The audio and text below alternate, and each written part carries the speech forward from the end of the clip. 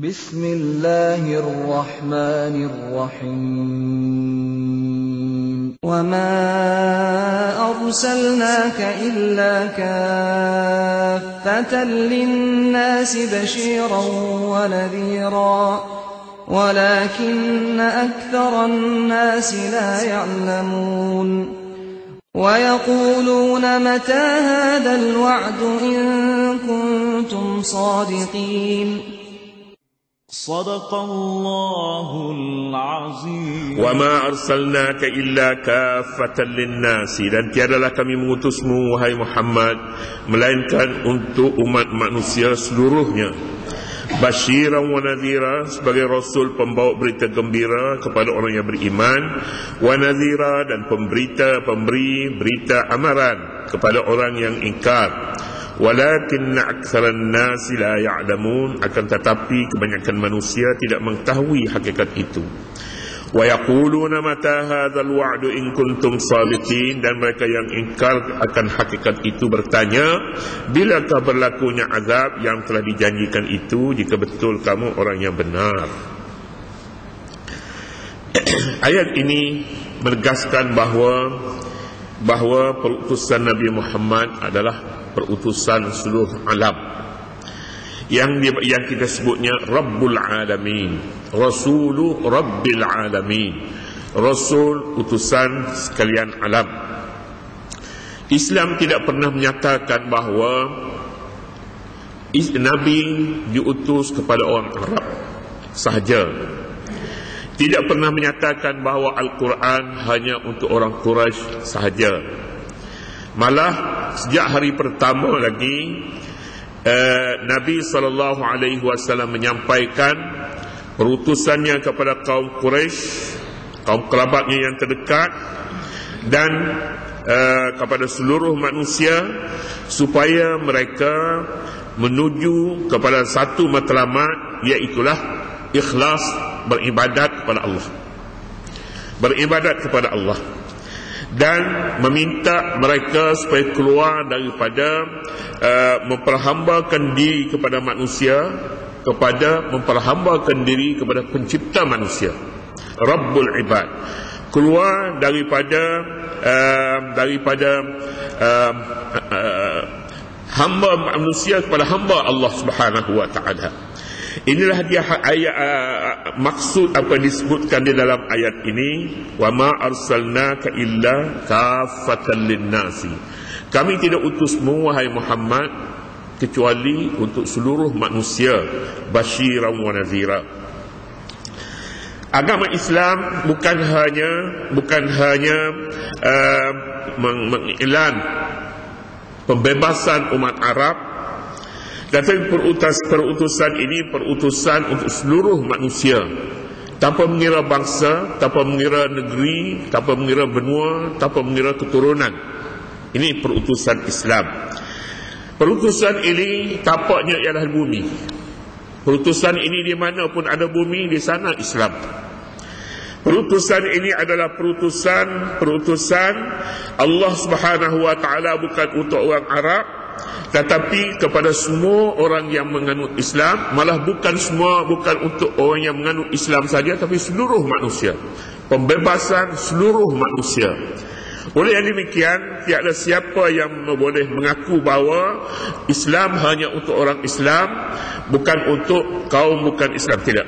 Untuk kaum bukan Islam juga, Islam adalah untuk mereka, Quran untuk mereka semua. Oleh yang demikian, Islam ini adalah menjadi kewajipan, dan Al-Quran juga menjadi kewajipan seluruh manusia menghormatinya. Ini perutusan Islam. Satu ketika seorang tentera Islam namanya Al-Mughirah bin Syu'bah, tatkala Rastum ni tentera Farsi datang untuk nak menyerang. Tatkala Al-Mughirah bin Syu'bah ingin menyerang Rom, Al-Mughirah bin Syu'bah membuat suatu penjelasan bahawa katanya, Inna Allah bta'athana linukhrija man sya'a min ibadatil ibad ila ibadatillah wahdah wa min dhiqid dunya ila sa'atiha. Kami diutus oleh Allah Subhanahu wa taala untuk membebaskan manusia dari memperhambakan diri kepada manusia, membebaskan diri daripada hamba kepada manusia kepada hamba kepada Allah Rabbil Ibad. Kami diutus katanya untuk mengeluarkan manusia dari sempitnya dunia, dari dunia yang sempit kepada dunia yang lebih luas lagi. Dunia ini perutusan Islam.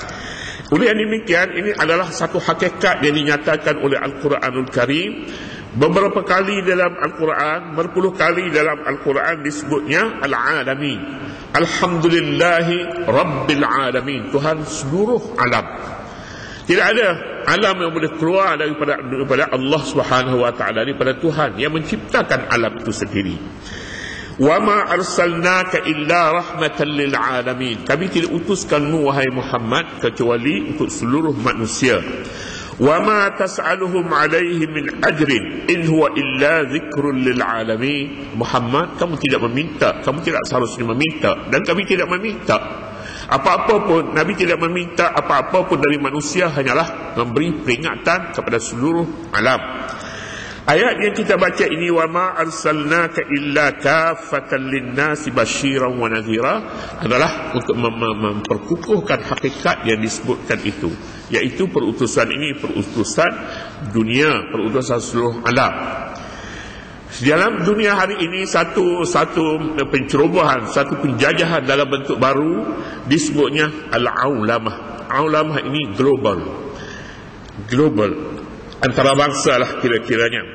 Global yang disebutkan di sini yang kita fahamnya ialah menghapuskan sempadan tamadun.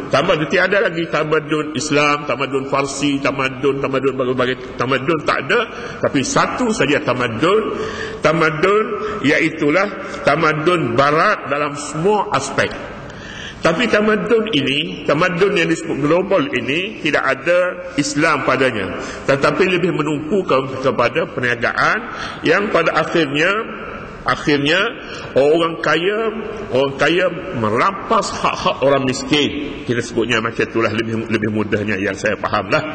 Kekayaan rakyat akan berkumpul kepada satu kumpulan sahaja, itulah kumpulan orang kaya, pemilik harta yang besar disebabkan penghapusan apa yang disebutnya sempadan. Perbezaan yang banyak perbezaan yang kita boleh lihat. Maksud rahmatan lil alamin dengan apa yang disebutnya dunia tanpa sempadan pada hari ini. Kita lihat satu unsur sajalah, yang pasaran antarabangsa yang kilang besar merampas hak-hak kepunyaan peniaga kecil, itu panjanglah ceritanya dalam bidang ekonomi. Tapi salah satu daripadanya, dan sebutnya salah satu daripadanya ialah yang lahir pada masa-masa yang akhir ini, pembelaan hak-hak wanita, terutama sekali undang-undang kekeluargaan Islam. Undang-undang kekeluargaan Islam merupakan satu bidang yang sangat besar di dalam Islam. Islam melihat di sini runtuhnya undang-undang kekeluargaan Islam, maka tidak ada makna lagi Islam bagi manusia. Sebab dia bermula di sini, meletakkan wanita bukan pada tempat yang dikehendaki oleh Allah Subhanahu wa taala, seolah-olah kita sedang menuju ke suatu kehancuran yang tidak pernah berlaku di dalam sejarah manusia. Pembebasan ada batasnya, iaitulah batas yang disebut oleh Islam hak masing-masing, hak orang lelaki dan hak orang perempuan. Menghapuskan, mempersamakan hak di antara lelaki dan perempuan adalah satu dosa yang sangat besar. Hak orang lelaki adalah hak mereka, hak orang perempuan mesti disempurnakan. Hak ini ada hubungannya dengan hamba kepada Allah Subhanahu wa taala. Dalam Islam melihat begitu, melihat dalam konteks hamba kepada Allah. Tanggungjawab orang lelaki menyempurnakan tanggungjawab yang harusnya diberi kepada orang perempuan, kepada isterinya. Tiada di sana satu kezaliman pada hak-hak yang telah diatur oleh Allah Subhanahu wa taala. Kerana orang perempuan, kaum wanita bukan orang lain bagi orang lelaki. Kaum wanita adalah ibu orang laki-laki. Kaum wanita adalah anak kepada orang laki-laki. Oleh itu tidak wujud padanya satu kezaliman. Tetapi perlu dilihat secara menyeluruh. Kita ambil sajalah satu contoh. Pusaka kadang-kadang bila dilihat dari satu aspek, orang perempuan teraniaya dengan hukum faraid. Lalu diwujudkannya berbagai-bagai peraturan lagi, kononnya nak asaskan pada Islam, undang-undang wasiat lagi lah, pembagian harta sebelum mati, dan berbagai-bagai lagi. Sebenarnya itu bukan pilihan, bukan satu pilihan. Hukum faraid mesti dikekalkan. Tetapi Islam janganlah hanya hukum faraid saja yang nak diambil, tetapi hukum-hukum yang lain lagi diabaikan. Demikian juga hukum, kita katakanlah hukum poligami, kita katanya itu sunnah Nabi, tetapi yang lain-lain lagi kita abaikan. Ini adalah satu kezaliman yang tidak boleh dihubungkan dengan Islam sama sekali. Islam tidak membawa kezaliman seperti yang dirasai oleh manusia, tetapi membebaskan mereka daripada kezaliman. Kita baca ayat. Kita nak cakap pasal globalisasi lah. Kalau cakap yang tu barangkali bukan saya nak bercakap tentang hal tu, orang lain boleh bercakap. Tetapi ini satu penjajahan dalam bentuk baru, menjauhkan manusia daripada hukum Allah, dan sekaligus kita sebutnya di sini menjadi kemuncak tamadun sekularisme barat. Kemuncak tamadun hasil daripada pemisahan di antara agama dan pentadbiran, lahirlah satu bentuk tamadun yang kita sebutnya di sini. Tamadun adalah hadaratul aulamiyah. Disebutnya alam dalam bahasa Arab makna dunia, aulamiyah global atau globalisasi. Wa ma arsalnaka illa rahmatan lin-nasi basyiran wa nadhira walakinna aktsaran nasi la ya'lamun. Tiadalah kami mengutusmu wahai Muhammad melainkan untuk umat manusia seluruhnya sebagai rasul pembawa berita kepada orang-orang yang beriman dan pemberi amaran kepada orang yang ingkar. Nazir, Bashir, kedua-dua ini nama Nabi SAW. Seperti juga nama Allah Subhanahu wa ta'ala yang kita selalu sebutnya 99 nama. Hakikatnya semua sifat-sifat kesempurnaan itu nama Allah semuanya. Sifat Allah, bukan hanya 99. Nama Nabi juga banyak, antaranya dua yang disebutkan di dalam ayat ini. Pertama Bashir. Bashir ini pembawa berita baik, namanya Bashir, tapi pembawa berita tentang neraka, tentang azab pada hari akhirat, tentang keseksaannya dialami pada hari mahsyar. Ini namanya Nazir, pembawa berita-berita yang menakutkan manusia. Nazir. Walakinna aktsaran nasi la ya'lamun, tetapi kebanyakan manusia tidak mengetahui hakikat. Nabi diutus pada seluruh alam, manusia tidak tahu. Kalau manusia tahu bahawa Nabi Muhammad adalah untuk membebaskan seluruh manusia, maka mereka tidak akan tinggal Nabi ini, tidak akan ketepikan. Tapi sayangnya pada hari ini agama-agama di dunia menganggap Islam adalah musuh mereka. Orang Islam semuanya ini pengganas semuanya.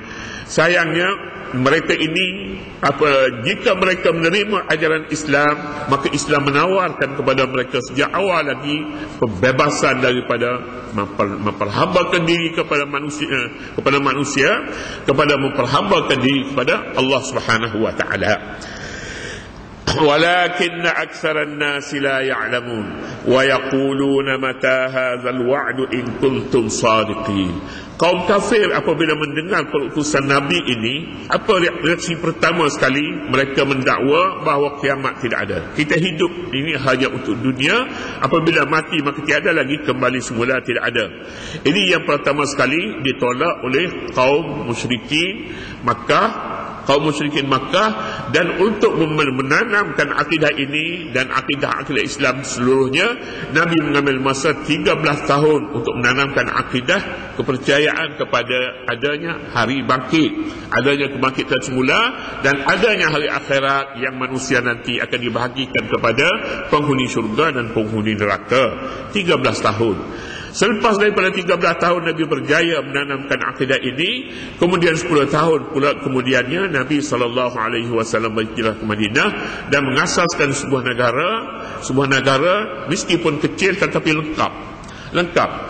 Sebuah rumah kalaupun besar tapi tak lengkap, dia mestinya lengkap, hatta pinggan kecil, pinggan besar, dia ada pasunya, pasu bunganya, pasu atap rumah, di bawah rumahnya semuanya lengkap, namanya itu Islam. Dan lengkap di Madinah, hukum Islam keseluruhannya berdasarkan kepada ayat-ayat suci Al-Quranul Karim. Seterusnya, qul lakum mi'adu yaumin la